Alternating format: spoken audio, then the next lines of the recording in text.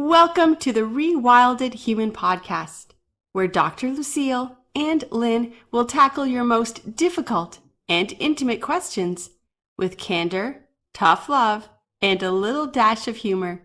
In today's episode, you have a right to do with your money what you want to do with your money. Yeah, exactly. I mean, it's nice if you donate some to charity, but I mean, charity is a hard thing because, charities, 99% goes to administration costs, right? So how can someone force you to give your money, basically give it away? So no, you are definitely not the problem.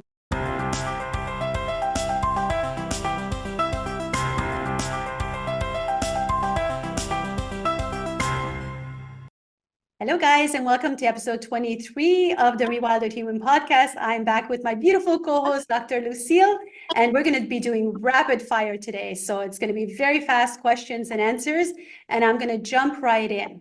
Number one, am I the problem for not bailing out my sister financially after she repeatedly mismanages her money? We get this kind of question. No, of course. You are not the problem. No, you shouldn't be bailing out your sister. No, that's not fair. Your sister should be taking responsibility for how she manages money. Absolutely. And teach her and help her. And the best way to do that is to not keep bailing her out, because then you're just enforcing the bad behavior and it's never going to get any better. Right. Okay. Number two, am I the problem for not wanting my kids to see their grandparents because of their extreme political views? Ooh. Well, it depends on what the extreme political views are. Like, what is that? Like fascism? Like, what is or that? Are they like Biden supporters and your Trump supporters? Biden supporters and your Trump supporters, or in America, this is huge, and the politics are so. Yes. Can we leave like politics out of family things, and especially when it comes to children? That would be wonderful. That would be wonderful because, unless the grandparents are recruiting the kids into some kind of extreme and maybe dangerous political movement, it is really important for the kids to have their grandparents, their relationship with their grandparents. So you and the grandparents can decide, how you want to deal with your political differences, but exactly, leave the kids out of it. Leave the kids out of there. Don't let them suffer. And is it more important for the children to have a relationship with their grandparents, or is it more important for you to be politically right? I mean, basically, politics, the way I see politics, it's, two sides, two wings of the same bird. So, I mean, we're arguing about nothing. The people that are pulling the strings are the same for left and right, and, liberals, Democrat, whatever, it's all the same. So I think it's more. So we think that you are the problem. You are the problem. Let the kids see their grandparents. Yeah, keep it short. Am I the problem for complaining about my neighbor's noisy early morning workouts in our shared apartment building? Depends how early and how noisy. That's what I would say. Yeah, if somebody was waking up. I mean, if they're starting at like 8 in the morning and maybe you're a late sleeper, I don't know that you have a right to complain. Yeah. Also, you're in an apartment building. I know I've had this issue in condo buildings that I lived in.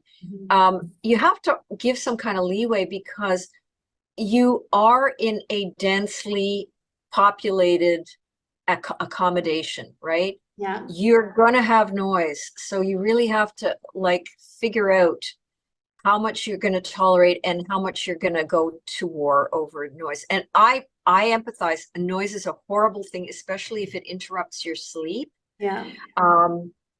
So I would say you're not the problem if the noise is interrupting your sleep, for example. You're absolutely not the problem. But if it's at a normal time, time of day, then I'm sorry, I don't think you have an issue there. Yeah, agreed. Okay. Am I the problem for not accommodating my coworkers' strict dietary restrictions at a team lunch I'm organizing? Okay. Well, it depends on how strict the dietary restrictions are. Like, do you have to import kangaroo meat from Australia that's just been killed within the last 24 hours? I don't know. That's a tough one. I mean, if it's a vegan, I'm sure you can bring some vegetables or something like that. Right. Or you can maybe gently suggest that, you know, the person can bring their own lunch, you know, Yeah. whatever. I don't know what the protocol is at your office, but But I mean, yeah, I think, if it's not such a big deal and you're just kind of doing it out of spite, then you're the problem. Because, you know, if you can just yeah, easily accommodate that person, then just do it and be the better man, be the big guy, and no, or the bigger woman, yes. bigger woman and keep the peace, right? Right. Okay. Okay, am I the problem for not attending my best friend's third wedding because I think it's another mistake? Well, it's not really Well, up to you, is it? it's not, yeah. Well, and why do you need to be so judgmental? Exactly. Why not just, you know, support your best friend, go to the wedding and enjoy yourself. Like let go of your judgments and And just wish them the best, because if you're already, wish them the best. you know what, Yeah. actually, if I had a friend who thought I was making a mistake and wasn't wishing the best for me and was waiting for this marriage to fail, I would not want her at my wedding, right? Yeah, that's a good point. That's a good So point. you are the problem, and maybe You are the problem. you shouldn't go to the wedding, because if she would know how you're feeling, she probably wouldn't want you there. So if you can't Right. be supportive, don't go to the wedding. I Right? agree. Okay. Okay. Am I the problem for openly disagreeing with my boss's unethical business practices, even though it might cost me my job? Well, you know, these are one of these tricky questions where, you know, it's your livelihood. I guess you have to decide, is it, you know, is my ethics more important than my livelihood? Yeah, and what kind of unethical issues? Because And what a lot are, of yeah, different because things. what, yeah, because that could be really complicated, because if your boss gets nailed for some kind of unethical business practice and you didn't speak up, you could be nailed too, right? Exactly. And then there's the whole thing about, well, then you have to, if you want to keep your job, then you have to keep up a deception. And are you going to be sleeping well at night knowing that you're having to do that? Maybe you are harming other people. Yeah. I don't know what the issue is. Maybe you're harming other people by going along with your boss. Yeah. I think you need to look at it in terms of the long term. Okay, I need this job right now, but what's it going to cost me in the long term to support my boss's unethical practices? Yeah, I agree. I agree. So we don't know if you're the problem or not. It really, really depends on the situation. We would have to more information about this. Am I the problem for not accepting my daughter's partner who has a criminal record? Again, depends on the criminal record, right? Record, yeah. Yeah, I mean, you know, it's if you like killed traffic, someone or repeated traffic violations. yeah, exactly. Like how serious is the criminal record? I mean, if it's not something serious and it was a mistake, and you know, he's a good guy otherwise, then I don't think that's something that you should hold against him. But if the guy's a criminal, period, then obviously that would be difficult. But what do? I mean, you don't accept him, and then you're going to lose your daughter in the process, right? So yeah, that's a tough one. So is she the problem or not? What do you think, Lucille? well, again, I agree with you. It depends on what kind of criminal behavior was it, and do you have evidence that he's reformed? Yeah. Because if he has, then by all means, give him a second chance. Yeah. But you know, so we don't really have enough information, I think, to make a definitive answer, to give you a definitive answer. So it depends. Let's just leave it at it. Depends. It depends. If he's a pedophile, if he's been incarcerated for pedophilia. No, it's not a pedophile. It's a minor attracted person, Lucille. Oh, minor attracted person. I need to correct you with this. It's not a pedophile, minor attracted person. And just because someone's attracted to minors, it doesn't mean that they're acting on them, okay? This is a new crazy freaking world, guys. This is it. Yes, it is. It is. And I stand corrected. Thank you so much. I'm glad. Okay, next question. Am I the problem for telling my coworker I don't want to hear about her personal life at work? I don't think you're a problem at all. No. You're not being paid. You're not being paid to be a therapist. Exactly. And this happens a lot in workplaces, I think, but there's a polite way to shut this down, right? Yes. No, absolutely. you're definitely not the problem. No. Am I the problem for not letting my unemployed friends stay with me indefinitely? No, of course not. No, it's your life. You Of you course. get to state how you want to live your life. You get to create it. No, you're How not the could, problem. why do people even think that what would give them the right to just stay with someone indefinitely and not pay and, and not work and just live there? How convenient, but you are definitely not the problem. No. Okay. Am I the problem for reporting a colleague for inappropriate comments, risking their job? Again, I don't know enough about this question. I don't know if you do, Lynn, but I don't know enough about this question in terms of what is inappropriate. Yeah, and Okay. what you think is inappropriate might not be Inappropriate. such a big deal to someone else, right? Right. Is it Right. is it something so serious that you don't, that it would justify them losing their job over, then yeah, but if it's something minor and they could possibly get fired, then no. Right? Yeah. So again, we would need to know what level of inappropriate you're talking about. Yeah, Yeah. exactly. Yeah, some of these are tough. You need more information. Am I the problem for refusing to change my lifestyle to accommodate my partner's new dietary choices? No, I mean, No, I don't think so. I mean, if your partner is insisting that you do as they do, I think that's totally unreasonable. yeah, absolutely not. Yeah. You do what's right for you, and yes, there should be some level of tolerance for this kind of difference between two people. Yeah, absolutely. I mean, some people get very, strict with their diets, and then if you don't follow the same diet, they can't even be with you. But in that case, what can you do? I mean, you should do whatever makes you happy. You do you, boo. Yeah. And am I up? I think so. I'm not sure. Okay. Am I the problem for not wanting to donate part of my inheritance to charity as my family expects?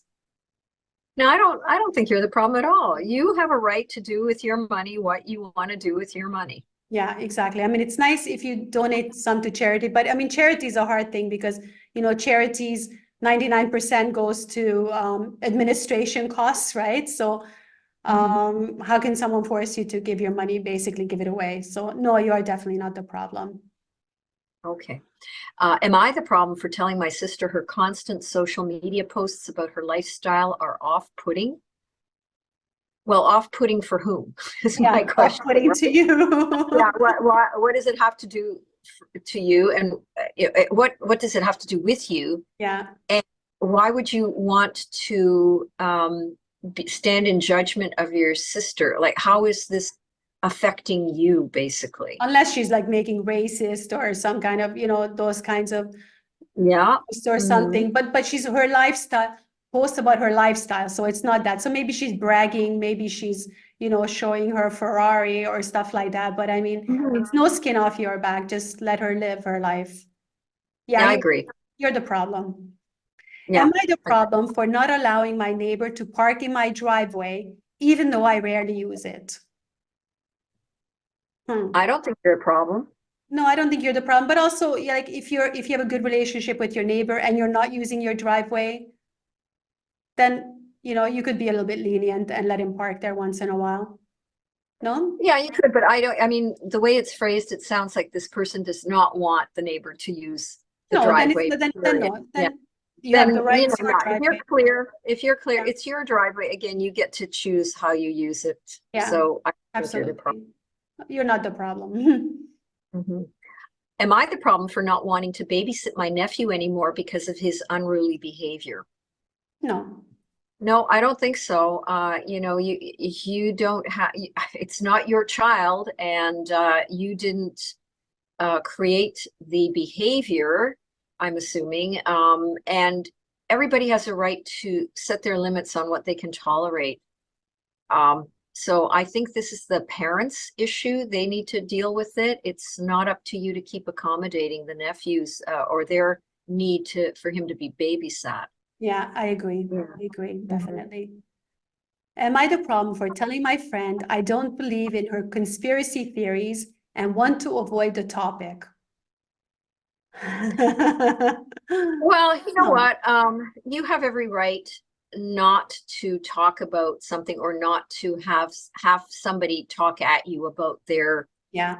belief systems if you're not into it, if it bothers you. I agree with you thoroughly. You do what you want to do. So I don't think you're the problem. I mean, I could be accused of being a conspiracy theorist, but the last thing I want to do is bombard people with my theories, my opinions. I have too much respect for people. If they don't want to hear it, I keep my mouth shut. Yeah. So I agree. okay.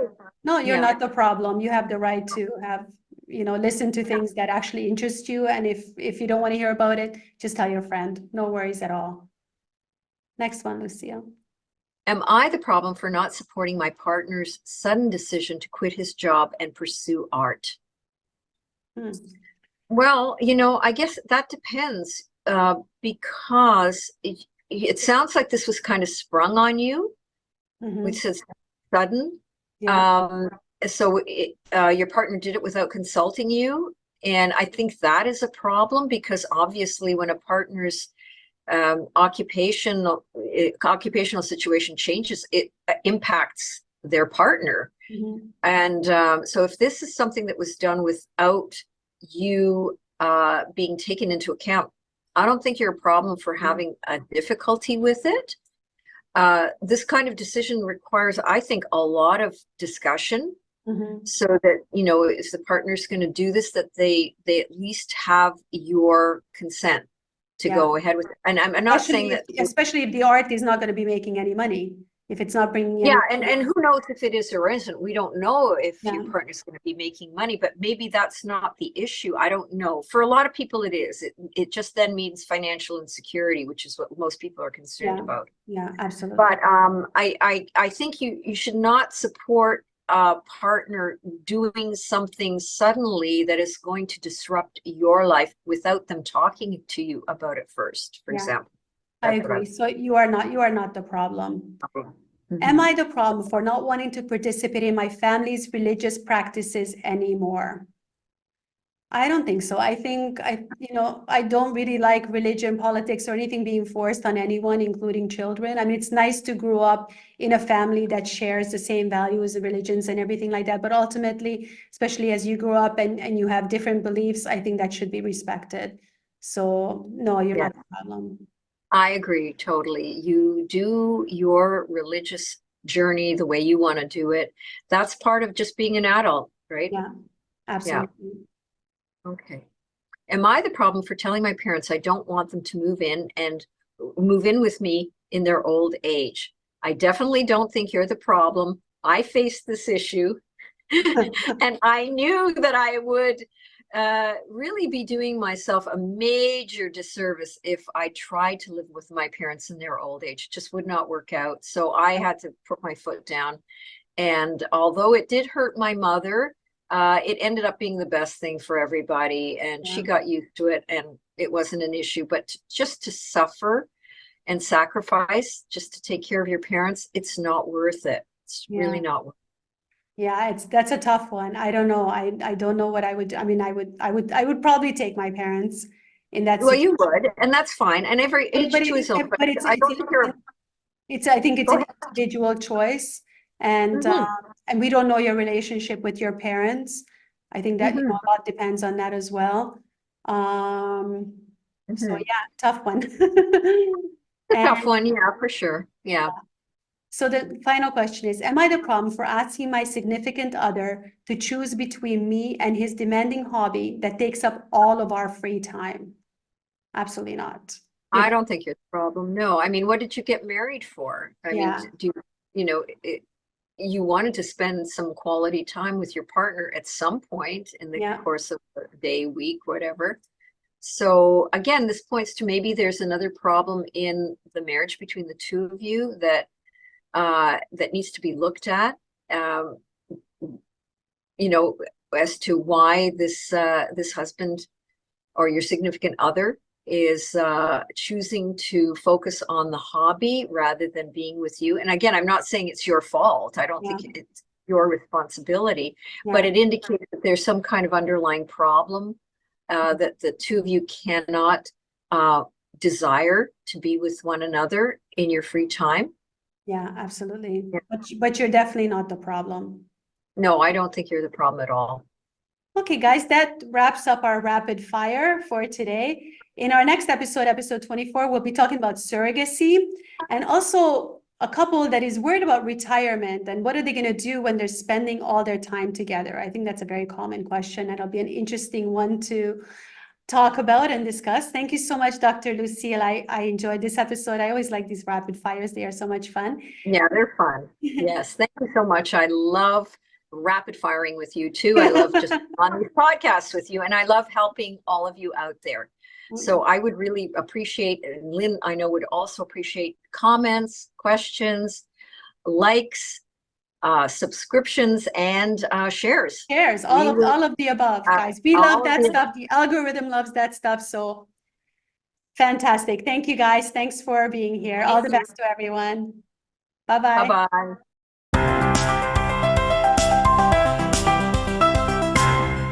Please be aware that Lynn and I are here to provide insights, advice, stories that are for educational and entertainment purposes only.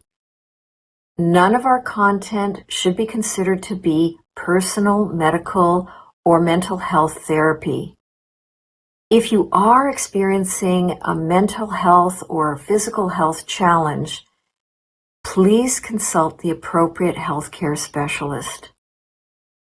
We are here to provide the best possible content in an atmosphere of positive conversation and personal growth.